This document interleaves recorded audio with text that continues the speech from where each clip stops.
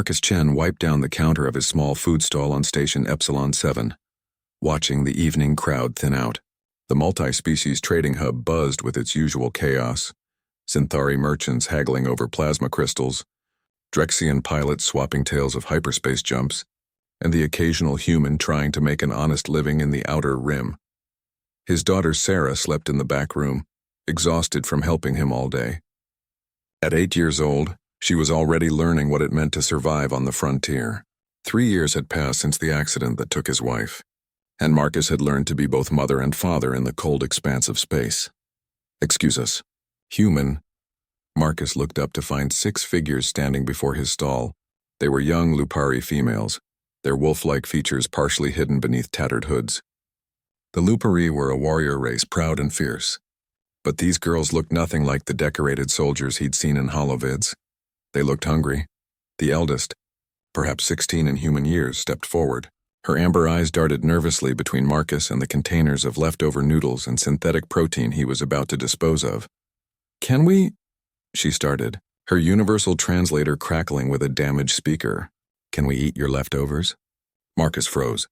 In the 2 years he'd run this stall, no one had ever asked him that. The Lupari were known for their pride. Begging was essentially suicide for their honor. Something was very wrong. Then he saw their eyes. Not the physical eyes, though those held enough desperation to break any heart. No, Marcus saw something deeper. He saw what humans had always been cursed and blessed to see. The universal language of suffering that transcended species. The look of children who'd gone too long without care. The youngest couldn't have been more than 6. She swayed slightly, her small clawed hand gripping her sister's arm for support. "How long?" Marcus asked quietly. 4 days since our last meal," the eldest replied, her voice steady despite the shame that burned in her eyes. "Our pack. There was a plague. We're all that remains. The station authorities say we're too young to work, but old enough to survive on our own. We've been denied clan asylum because we have no guardian." Marcus felt something ignite in his chest. That peculiar human stubbornness that had driven his species to climb from caves to conquer stars. The same bloody-minded refusal to accept injustice that made humans simultaneously the most frustrating and most reliable allies in the Galactic Council. "Sit," he commanded, pointing to the stools at his counter. The girls hesitated.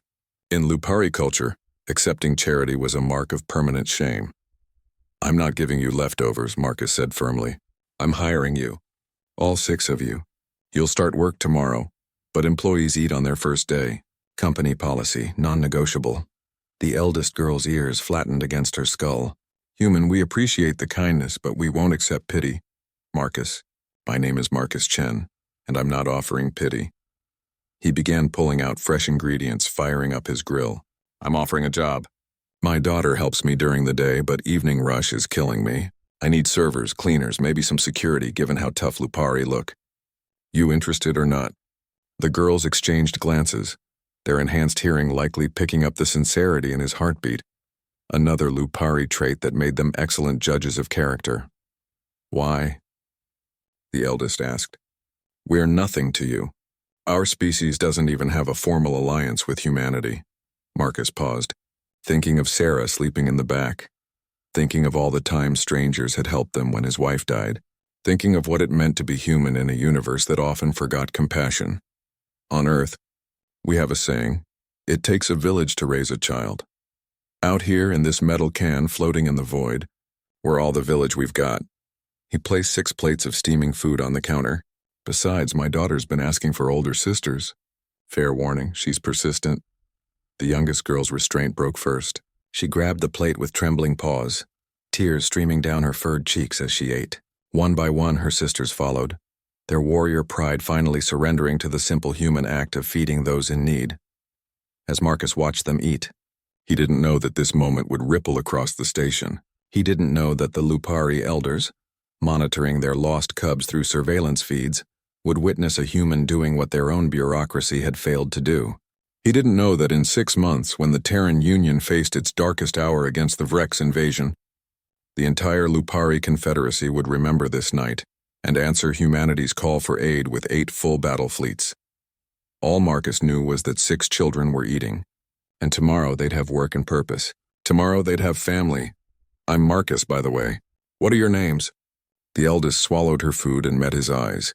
Those remarkably human eyes that somehow saw past species and politics to the simple truth that children were children.